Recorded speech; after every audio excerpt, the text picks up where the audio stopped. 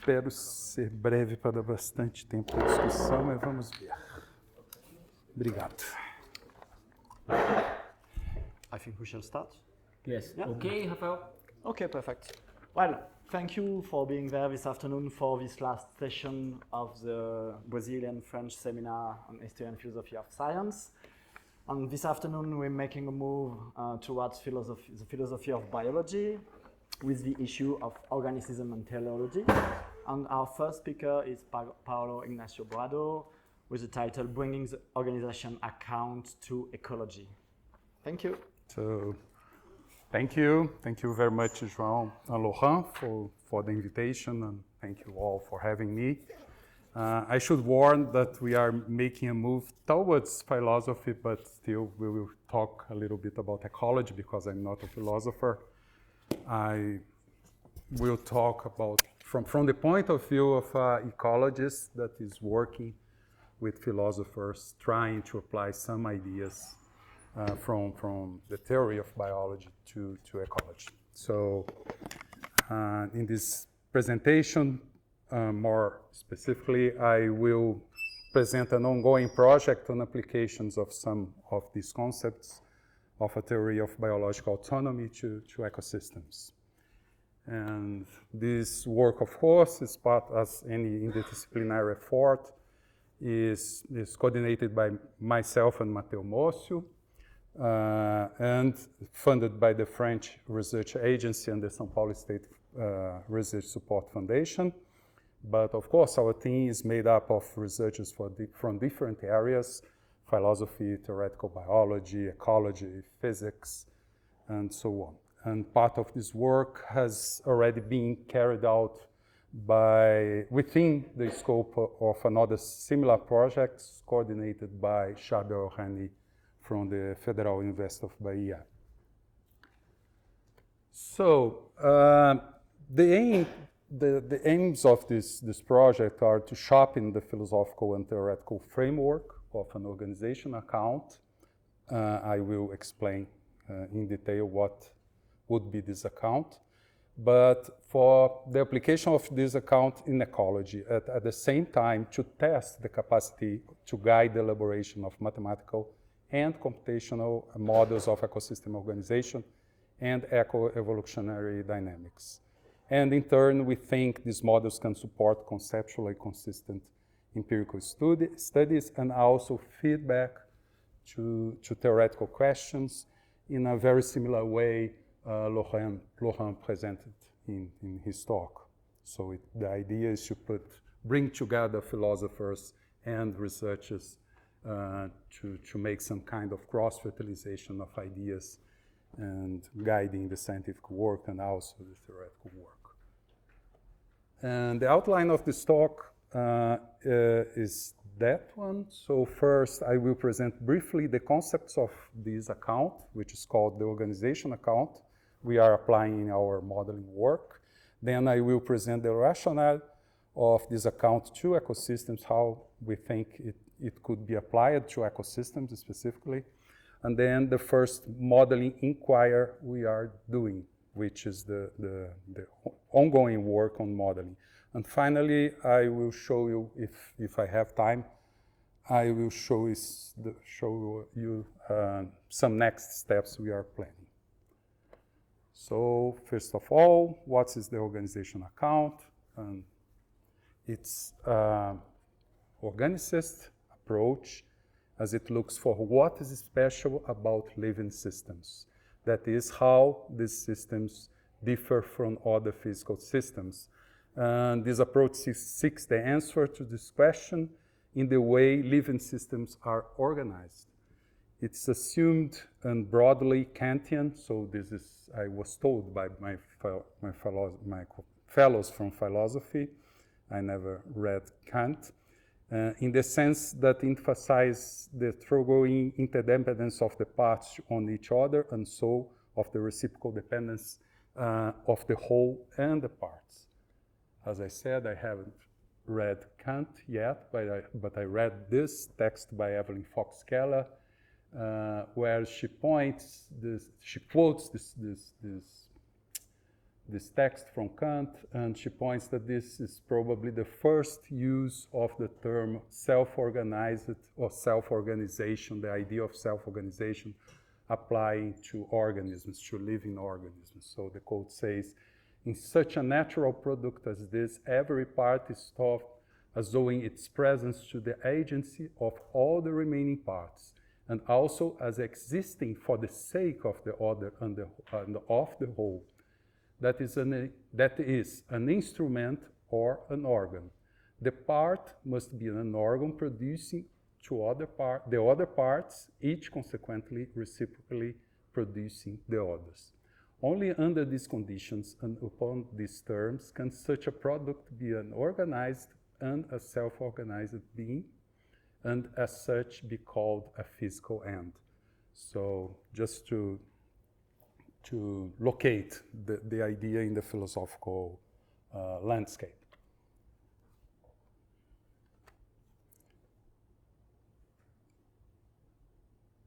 So another important theoretical background of this approach is that it's framed from complex systems theory, that living systems maintain themselves far from equilibrium using the energy and the matter that flows through them.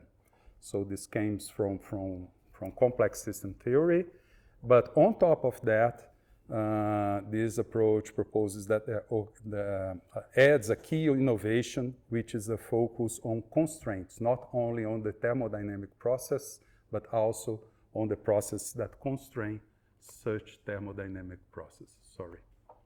So just to give you an example, a fundamental conceptual distinction then in this approach is to separate processes from constraints.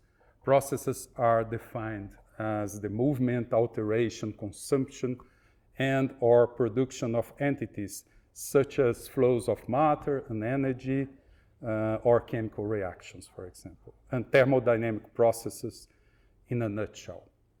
Constraints, in turn, are defined as structures that modify processes while remaining unaffected by them on the relevant timescales. That is, constraints have causal power on processes, but the opposite is not true at that timescale. To give you a simple example, gasoline combustion, for example, can proceed through numerous pathways, but within a car engine, this thermodynamic process is constrained in a way that it does work. So it's constrained by the cylinder and the piston and all the other parts of the engine in a way that the thermodynamic process is channeled to a given purpose. Another important idea here is that constraints are both limiting and enabling, in a sense that they reduce the degrees of freedom of the processes they constrain, and in doing that, constraints canalize or harness these processes, enable them to play out in ways they would not have done if unconstrained. So it's an idea that by constraining, you also enables something happening. For example, enzymes bind to reactant molecules, which limits the motion of these molecules. So it's constraining the motion of molecules, which in turn enable particular chemical reactions. So it's constraining and enabling. And in short, the big idea here is that organization is not just about processes, it's also about constraints. But the second and key idea here is about how constraints are interrelated, because you can find constraints in machines, as I showed to you, in an engine, for example, but something that you cannot find in machines is a particular way by which the constraints are related to each other. So in organisms, this particular kind of interrelation is distinctive, is proper, and is constitutive of living organisms, and this particular kind of interrelation is called closure of constraints according to this approach. To understand this interrelation, we notice that constraints can both depend on each other or they can enable or support each other. Given that, we say that a set of constraints form a closure of constraints if each of them is dependent on at least one of other constraints and also enables one other constraints, and this forms a loop. So in this picture, C3, well, A4 to C3 is a process which is constrained by C4. Sorry. So A4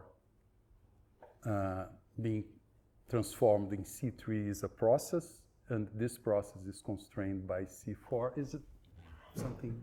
I'm not sure. Oh, just, yeah, so okay.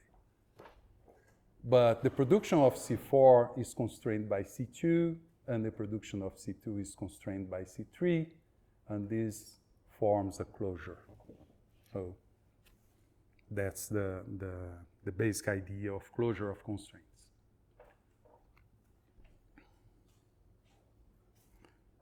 To give another example, which is familiar to biologists from the fundamental school, for example, in the Krebs cycle, the enzymes of this cycle that take part of this cycle channel the oxidation of carbon chains in the cell so that part of this energy is converted, is stored in ATP, in another molecule. So part of this energy is stored. These enzymes that take part of this process, that channel this process, are conserved at the time scale of these reactions of this cycle they catalyze. Indeed, this process is a cycle because of that, because the enzymes cycle over the thermodynamic process. But this process makes energy available for a lot of other processes within the cell, including the production of new enzymes when these enzymes degrade in another time scale. So this is it's a very simple example of, pardon me, I'm forgetting geometry, but this is a very simple example of closure of constraints within the cell. So this approach has some very important implications. The first one is that this notion of closure of constraints provides a distinctive way of thinking about biological functions. So it provides a very precise definition of biological functions. There are many definitions, but this approach provides one. The things that have functions are constraints in a closure. Simple as that. Their functions are the effects that they have that contribute to the self-sustained closure of the constraints. So the closure of constraints can be viewed as a set of functions that maintain the closure itself, and that this provides a precise definition of function. This grounds, of course, teleology and normativity in an obvious way.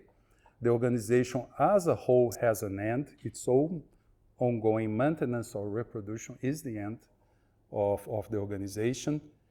And the end of any part in this organization is its contribution to this end. That is its contribution to the maintenance of the whole system. And so likewise for norms, what is good is the maintenance of the system. Now I will move to how we are trying to apply these ideas in ecological research. Well, ecologists are well aware that a lot of thermodynamic processes take place in ecosystems. So we can ask, we also know that in organizational approach, the closure of constraints is the constitutive and distinctive regime of living organisms, which brought us the question, can supraorganismal systems like ecosystems also have this regime? If so, ecosystemic persistence could be explained, If so, ecosystemic persistence could be explained by a specific organizational regime shared with organisms, which is not the same. It's not the same saying that ecosystems are organisms, but there is something in common between the organization of organisms and ecosystems. We can discuss this later. And so, if so, ecosystems can be individuated. And that's the reason of the title of our project, Individuating Ecosystems. So, in our project, we are investigating this, how useful, more specifically, how useful can be these ideas in ecological research. It's not only a theoretical or philosophical investigation. It's important to us also to know how this can change the way ecologists do research. And that is, we are investigating if pays off using the concept of closure of constraints to build models of ecosystem dynamics from the point of view of ecologists and physicists. And our working hypothesis is that this can be a new and attractive idea to ecologists because it provides some new ways to inquire the existing evidence, the existing factual and conceptual material we have in the field of ecology.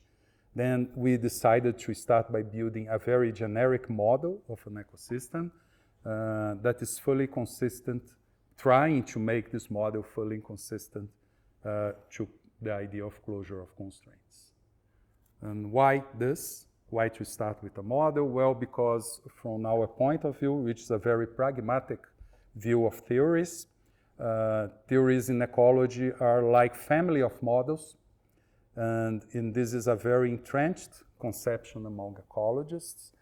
And so if you want to contribute to the current theory in ecology, a good way to try to do that is to try to make a model and try to make it part of this family. So try to articulate this model with other existing models and concepts in the theory in use by researchers. And our starting point is that Charbel El-Hani, Ney Nunes Neto, and collaborators had made a lot of progress applying the idea of closure of constraints to ecosystems. So they showed how closure of constraints provides an objective and naturalized criterion for defining ecosystem functions. In doing so, they developed conceptual models and diagrammatic models like these ones I'm showing to you, but we don't have mathematical models so far. So based on these results, we started a systematic investigation on how to develop quantitative models of ecosystem and interaction networks with closure of constraints. And to achieve this, our steps are these steps defined by Léo Beck, Matteo Mócio, and Ana Soto in a similar paper where they develop a model for glycemia control. And these steps they propose and we are trying to follow them are to define the level of organization to be described, to identify the relevant processes and their constraints, so to separate processes from constraints, and then map the dependencies between constraints and if there are closures. In doing this mapping, checking if we can find closures in this constraint interaction network. Starting with the first step, the level of organization of ecosystems. This is the level of organization we choose to analyze. At this level, in ecology, in ecological theory, this level of organization is conceived as a compartments or trophic levels connected by the flow of matter and energy between these compartments. This flow in turn occurs because trophic interactions and also because of physical transport of individuals and materials among compartments, into and out of the compartments. Each of these trophic levels of our compartments is formed by populations of different species, which performs what we can call autocatalysis in the sense that the individuals of these populations are consuming matter and energy to reproduce. And that is, trophic interactions are reactions by which individuals, one population, take matter and energy from individuals from other populations and from non-living nutrients to renew their own bodies and also to reproduce.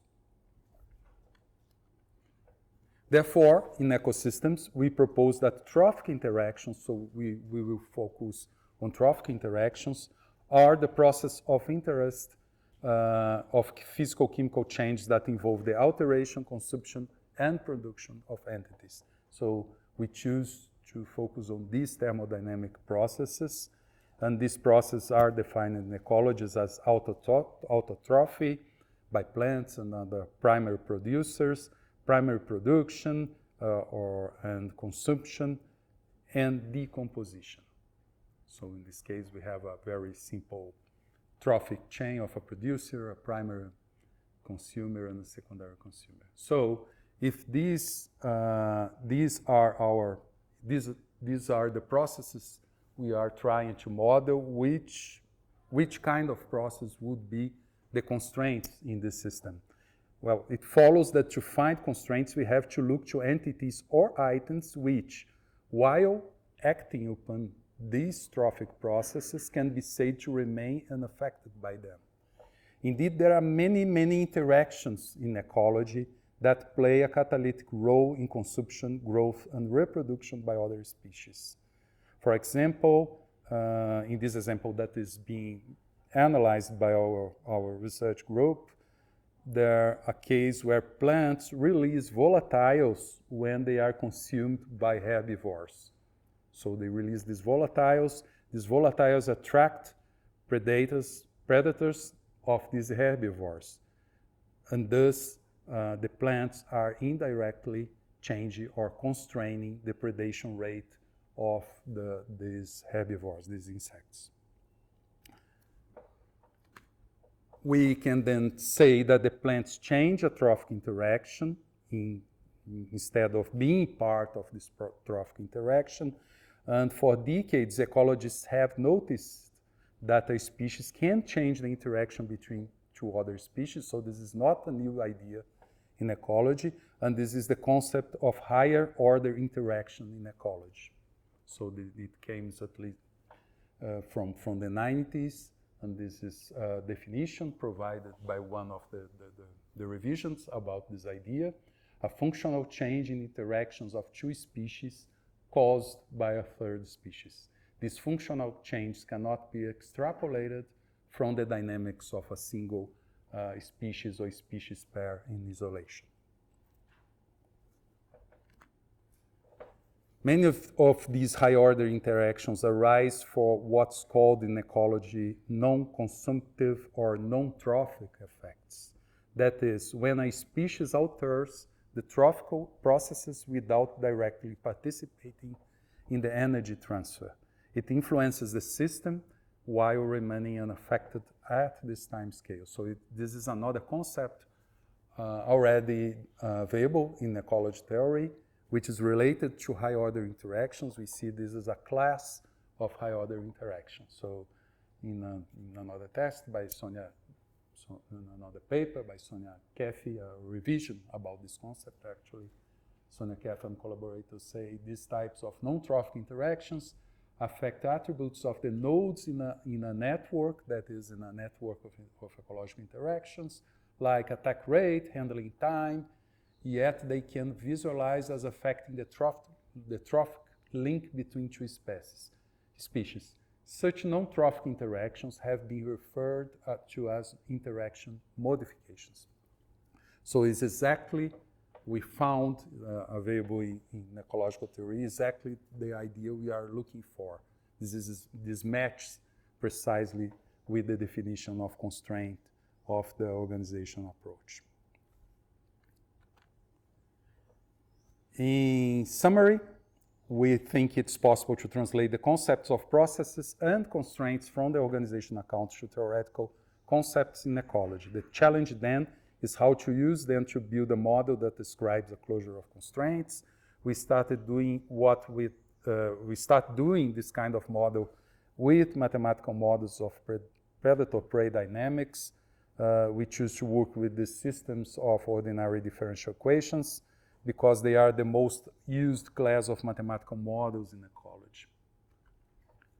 And briefly, we have been working with a very, very general model of 3 pairs of populations of predators and their prey. So we have a prey A2, which is preyed upon by a predator C2, C1 preys prey A1, and C0 preys prey E0. And we included in the equations an inhibition term of prey consumption. That is, each predator in some way inhibits the predation of other predator. For example, scaring away the prey of this predator. This is common in many ecological settings, so this is realistic. And of course, since we are dealing with population sizes in our model, this inhibitory effect depends on the population size of one of the other predators. In this model, we think we are translating the closure of constraints as this cycle, this intransitive relationship between the predators, that is, each predator species both inhibits one competitor while being inhibited by another one. So here we have the equations of our model. Actually, this is a pair of equations for a predator and a prey. We can go into the details if you want after, during the questions. But basically, this is a modification of a very well-known model, predator-prey model, which is the Rosenzweig-McArthur model, which is widely used in ecology.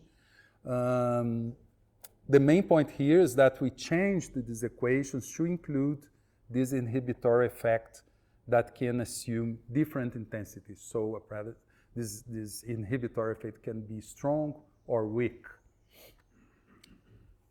We explored the parameter space of this model and found many combinations of parameters that keep all species in the system. So this is a time series, and each line here is the size of the population of one of the preys or one of the predator populations.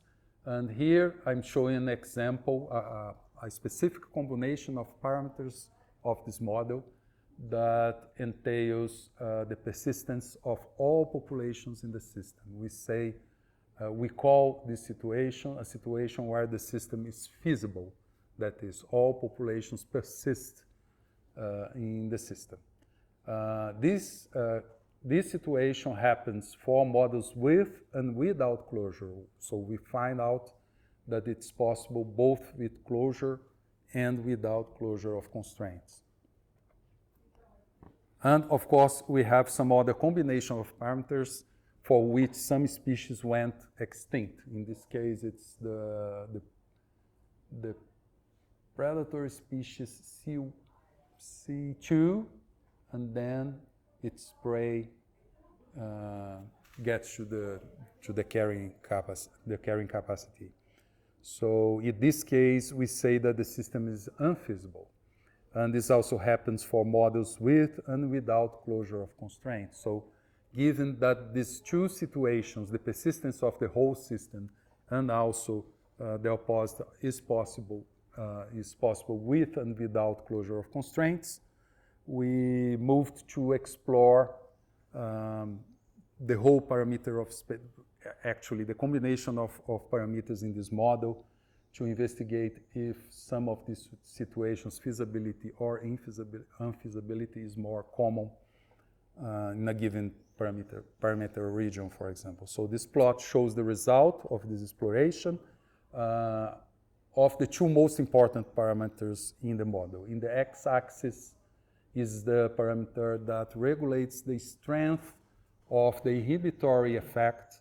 So here we have very weak effects because it's inhibition. Strong inhibition are large negative numbers. So here we have a strong inhibition. We have we don't have inhibition. And this other parameter is the carrying capacity of the praise, which has to do with the productivity of the system as a whole. And what the blue areas show combinations of parameters that makes the system feasible, and the red areas shows the combinations of parameters that do not entail feasibility. For example, for a very strong inhibition and low carrying capacities, the system is not feasible, but for other combinations, the system is feasible. And this case is the case with closure. So I have that loop I showed to you a few slides before. We have this loop of inhibition, mutual inhibition between the predators. So our preliminary findings show that with this closed loop structure, a large portion of the parameter space, at least this space with two parameters, maintains system feasibility. In contrast, if we break the closure, that is, if I remove a single inhibition and then I break the loop, strong inhibitory constraints make the system infeasible. This reduces the proportion of the parameter space that entails feasibility. And what we learned with this exercise, first, that by conceiving trophic interactions as the system process lead us to investigate interactions that can act as a constraints of trophic processes. This idea proved to be well-grounded in current ecological knowledge because there are empirical evidence of the pervasiveness and impact of higher order interactions and non-trophic interactions on ecosystems, not only empirical but also theoretical evidence of the importance of this kind of interaction. And both non-trophic interactions and higher order interactions are already conceptualized in ecology with many prospects for empirical and theoretical work. On the other hand, how these kind of interactions contribute to ecosystem stability is still an open question in ecology, in the field. Our generic model brings a new view, a specific topology, which is the closure of constraints, is probably needed or favorable for stabilizing effects. We cannot assume that ecosystems exhibit, real ecosystems, exhibit closure of constraints. However, if they do, this would have significant implications for ecosystem persistence. That is, knowing how interactions are organized in ecosystems matters a lot. And this organization, in more general terms, our model can help to build a new framework to investigate the role of closure of constraints as loops with high-order interactions on ecosystem functioning. Okay. So just to give you a quick idea on the next steps, as I said, we cannot say all that we can say with this exercise. It's a very general and unrealistic model.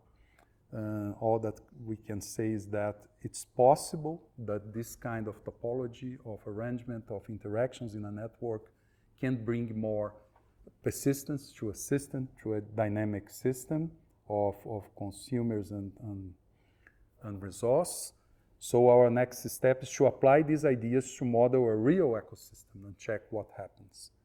This system is the coffee agro ecosystem in Chiapas, where coffee plants are kept under the shadow of forest trees. So it's a kind of coffee plantation which is not common in Brazil, but in Central America it's quite common to keep part of the trees in the forest and plant the coffee plants under the shadow, under the canopy of these trees. So this is an agro ecosystem, and we have a collaboration with the team that is working with this ecosystem for a long time. They proposed that this system is autonomous concerning pest control. So it looks kind of similar to what we are looking for. an ecosystem which is autonomous in keeping something working.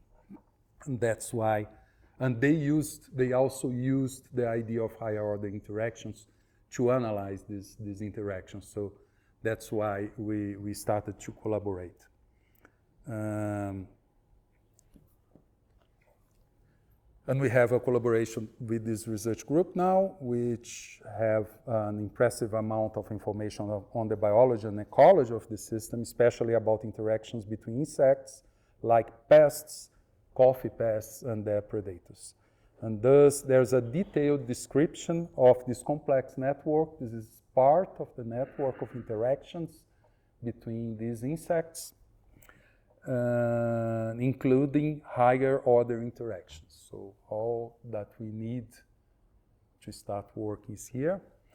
And we will start by building a quantitative model to describe the constraints of their closure in this agroecosystem, which is fully trying to make this model again fully consistent with the organization approach.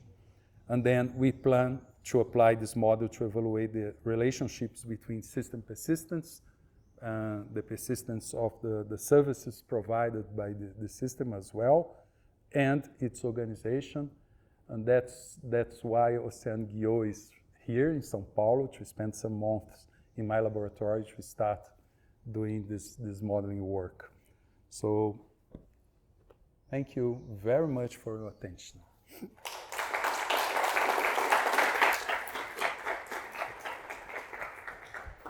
Thank you.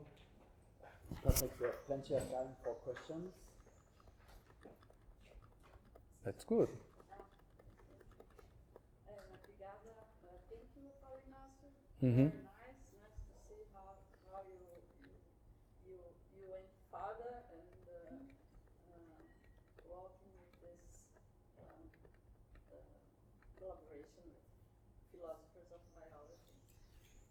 My question is simple. I just want, you said that you choose that place to make the application of the model, but is there any difference if you choose a forest, intact forest? Why did you choose a place with monoculture, not monoculture, but with coffee there? And your model will be the same in a forest that is. Yeah. Probably the model will kind of the same, because we are not planning to include humans at the first stage, but we want to do that because of course this is a very interesting question. But the main reasons to choose the system is because of the team that is working with the system. So this team has a lot of detailed information about the interactions between this a bunch of insects in the system. This is not trivial. This is not easy to get. So I'm talking about decades of intense field work to document and to provide strong evidence that each one of the interactions are happening.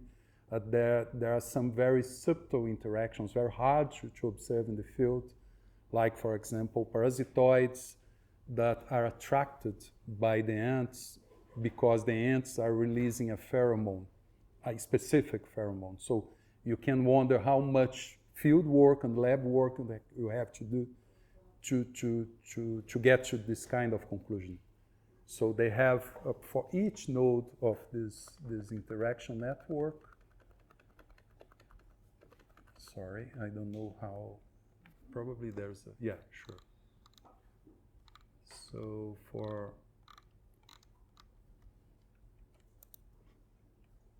and then presentation. For each node of this interaction network, they have very strong, very well-detailed natural history data, which brings me to another aspect of this research, of the application of this approach to biology that I like very much, which is it brings back the importance of natural history to ecological theory. Because, you know, there's a long story of tension between more mathematical approaches in ecology and natural history, as Jean-Baptiste talked about that in his talk. So I think this is very interesting too.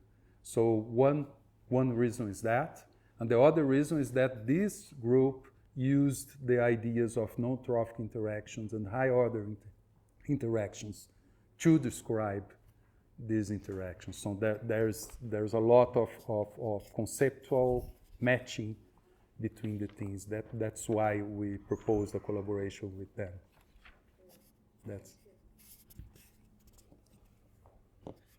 Thank you, Inácio. It looks like a fascinating project. Congratulations. Obrigado. Look forward to reading the results. I have two questions. The first is a stupid question. Can you remind me what are the constraints in your modeling Sure. theoretical scheme? Sure. You mean the mathematical modeling? When you show the results, yes, with the blue areas and This one the or the constraints, equations? with the graph, or the graph, or because the constraints are not in the equation. I mean, or if you can show me the equations and tell me what is the constraint Sure. here. Yeah. Okay. The constraint is here. Sorry. Actually, they are not here. This is only the Rosenzweig-Mercator. You're right. So yeah. On the previous one? Yeah. The previous slide? Yeah, because actually I have to add a term because no, the constraint is here. Yeah, constraint is here. So it's a saturated function. The more see here you have this is the predation rate. So this is the part of the equation that describes that the more praise you have, the more predation events you have with a saturation curve. I think there's something missing here, not sure. But anyway, the general idea is that in Rosenzweig-Mercator model, you already have this, which is the type 2 functional response of predators. Predators satiate. We included in this part of the equations, we included a term which says, okay, the more predator of other species you have, the less predation events you have, also saturating. So now you have another, the predation rate does not depend only on the abundance of prey and predator. It depends also on the abundance of the other predator, which acts as a constraint. Okay. It acts as a constraint because this predator inhibits this predation relationship, but it's not affected by it. Okay. So this is a hypothesis. So it's our hypothesis on how to translate the idea of constraints to this specific mathematical approach. Yes, because it's non-trivial to say that this is what you consider as the constraints. And when you show the results, so the blue and just this one, so the red spot on the top of the graph, it's because the carrying capacity of the prey is very large. Yeah. So the predators collapse. Yeah, because, this is an effect that you can find in the original Rosenzweig-Mercator, yes. the paradox of enrichment. Yes. Okay. So probably what our model is doing that is to circumscribing this infeasibility region to this region, because when you break the closure, you have the most usual result that we have for this kind of model. I mean, Rosenzweig-Mercator. Okay. This is the paradox of enrichment, and this is the effect of closure. Okay, thank you. So my second question is, if I understand you, what matters, you are interested in high order interactions because of this scheme, the organizational theory. Yes. And so if it can be shown that higher order interactions are negligible, it would mean that this approach is not. Yeah, exactly. On contrary. And what does the data say? I mean, Because you have the data from this. For this coffee specific, plantation. you mean the coffee Yes, agro coffee ecosystem? For this system, this team says that these kind of interactions are essential to keep the system working. Okay. So, but well, I have something to add.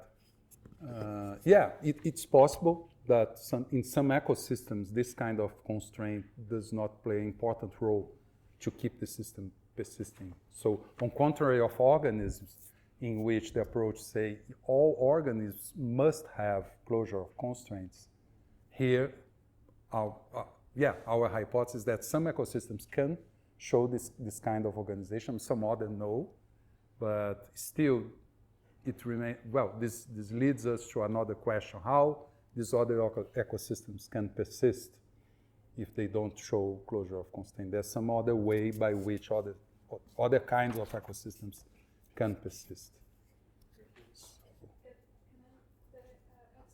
Sure, absolutely, please. Wait. Just want to add that constraints are a kind, higher interactions are a kind of constraints, but not the only kind of constraints. Then maybe it could have other constraints in our system that are very important. Sure. Thank you. Yeah, I totally agree. Yeah. Thank you, Sam. Hi, Paulo. First of all, I want to commend you because there's not only a lot of tension for philosophy to accept mathematics, but maybe even more for mathematics to accept philosophy. So I really like the fact that you're using models, and I hope you have an easy time showing the importance of this approach to mathematicians and physicists. Thank you very much. So just on the previous question, that's not really my question, but don't you think that your idea of constraints gets clearer in the previous slide where you show the actual network that you cast the closure on? Because I mean, that is limiting, but on the previous slide, you actually show that you're casting that exact idea from Monsieur guys. Which one? Yeah, that one before. Yeah. Sure. So that's where it's clear that it's working as a closure of constraint topology, right? And before you were just isolating the equation, so maybe that's why it's not so clear. That was just to show how I introduced, how I translated the idea of constraint to a single pair of predator-prey equations. That's the idea. Yeah. Sure. Well, there's a lot. I'll try to limit my questions, but one of the things is when you say that the system is not viable because one species gets extinct, in your simulation you show that the subsystem is still viable, sure. And it doesn't have any closure of constraints. Yeah. So, is it a size thing? Do you think that to keep a larger ecosystems you need a closure of constraint? Yeah. Again. It's possible that you have other systems or subsystems that persist without closure of constraints. So I think that the question here is, can we find some complex systems for which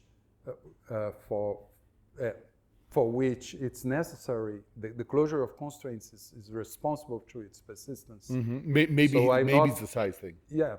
So probably.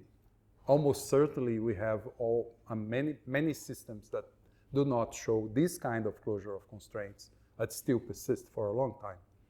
And do you only exposure contribute something to the system? You mean this one? In general? Yeah, you mean in general how many systems? So why systems would be close to constraints, right? If it doesn't really matter. But I'm not into it. No.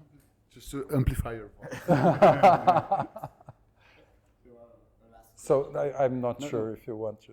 Do you have another question? I have, but let's be more democratic if I can come back to it. But oscillatory solutions, did you only get the oscillatory solutions? No, we have all kinds of solutions. You just showed the prettiest chaotic ones. solutions which we probably will consider unfeasible because for practical purposes, a chaotic solution in this kind of equation means that in nature you won't you probably won't have the system viable, right? So, but we have all kinds of stationary points, Nice. periodic, supraperiodic, so on. All the bestiary of. Did you consider showing like the fraction of the parameter space that is viable and not viable as a number? Because that would be very clear here. You showed the graphs, which are pretty clear, but if you just do a fraction of the size of the parameter space that is viable. No, this for this model, because this model is very, very general. It's not grounded on some empirical system. So for this model, defining the parameter space is always a big issue. But those two are the same, right? The two you show. Which one? 30 and 31? Yeah, so those two are the same. Oh, yeah, sure. So if you do a fraction of the viable space, that Yeah. would like completely show your case. Yeah. That showing is that as a fraction, maybe. I don't know, just a suggestion. Yeah, exactly. We can calculate this. Yeah, it would be nice. Yeah. Thank you. Sorry. Thank you. And by the way, I'm not a mathematician. I'm not a philosopher. So when you say that it was good to bring the two areas together, maybe I'm trying to do that because I know none of them. You should. Thank you. Thank you. Well, thank you for the talk. And my question goes on this line about, different areas trying to create something interesting, hopefully. I'm pretty sure that at some point you came across a reviewer saying you don't need Kantian philosophy to understand, the ecosystems. So taking into account that we are here together and we have people from different backgrounds, but also we have students who maybe are sitting here for the first time thinking about, philosophy and biology and so on. Can you share with us very briefly, because he's killing me, your experience with, working with this group of people, very diverse, and the benefits of putting this together? Yeah. Wow. We can spend. Very briefly. Yeah, very briefly. I would say that from a very, very pragmatic and practical point of view, I would never I knew about high order interactions, for example, but at this stage, we are in the first stage of the modeling work. But even at the first stage, I realized a lot of things on how high order interactions can change ecosystem persistence. And I realized this only because of the theoretical discussions with the group. So the exercise of trying to apply the ideas, for example, what would be a constraint in an ecosystem? So this invited us to separate what would be a process, what would be a constraint, which is something that the theory asks for. And then in doing that, we realize, wait, there is something like that in ecology, which is high order interactions. Let's check if this fits the definition of constraints. So far, at this point, it was just a translation exercise, more or less. But once we have that, we were able to outline a model with this kind of cycle. So, and this in turns, unfortunately, there's the people on philosophy, on the philosophy team are thinking about that and the theoretical consequences of this application to ecology, because this application is bringing some problems to the approach. So I think it's absolutely, yeah, it's very productive. In the same way, Laurent showed how the interaction between philosophers and scientists can bring new hypotheses and new ways to test hypotheses. So I think it's really wonderful. Thank you. A very, very short one. Short And one. after we... I will try to make a short answer. Okay, so... So I would just congratulate you for the talk. It was a wonderful talk. Thank you. Showing how it was possible to make kind of like a fertile, active, dynamic contribution between philosophy and biology. Thank you. But I was thinking about two names, and maybe you have something to say to me about those names or how they are related to the kind of approach you're doing. Because this notion of closure of constraint is a very Rosian notion, right? It comes from the work of Robert Rosen, a mathematical biologist. And there was, in fact, a mathematical ecologist who tried to work out these ideas of Rosen within ecology. It's called, I think, Robert Ulanovic. Ulanovic, yeah. Yeah, so your group, read Ulanovic or work with his idea? I'm sorry. Yeah, Rosen is definitely on the pile, but Ulanovic, I don't know how to pronounce it. So Ulanovic, I'm not sure. I read some papers and definitely there's nice. some interesting stuff there. But and the second A is one you already mentioned. It's Richard Levin's, because he's someone who is in this interface between philosophy, mathematics, and ecology. And he's also talks a lot about strategy of model building. Sure. And how do you think your works relate to this? More like as with his work. You mean specifically the modeling strategy? Yeah. The strategy of model building. I should say that it's a very important. It's a very important idea for me. So in my view, we are moving from the generality to the realistic axis in Levin's scheme. So more or less. So I'm always concerned with trying to balance these things, and I agree with him that it's not possible to do that with a single model or a single case study. So you have to try different ways, more realistic, more general. I'm not sure if we need much precision in this case, but so we probably are moving in this single axis, generality and realism. Thank you. Thank you. Thank you.